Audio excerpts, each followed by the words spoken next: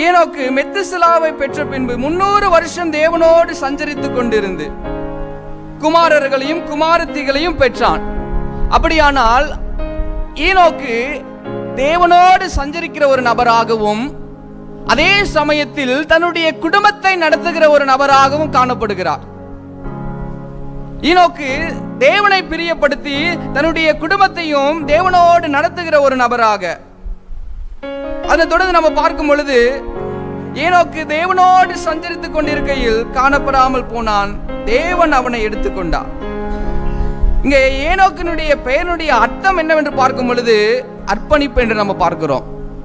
ஏனென்றால் அவர் தன்னை தேவனோடு அர்ப்பணித்து வாழ்ந்த ஒரு நபராக காணப்பட்டது நிமித்தமாக அவர் தேவனோடு சஞ்சரித்தார். அங்க தேவனோடு சஞ்சரிக்கிறதற்கு ஈனோக்கு முதலாவது தேவனுக்கு தன்னை அர்ப்பணித்த ஒரு நபராக,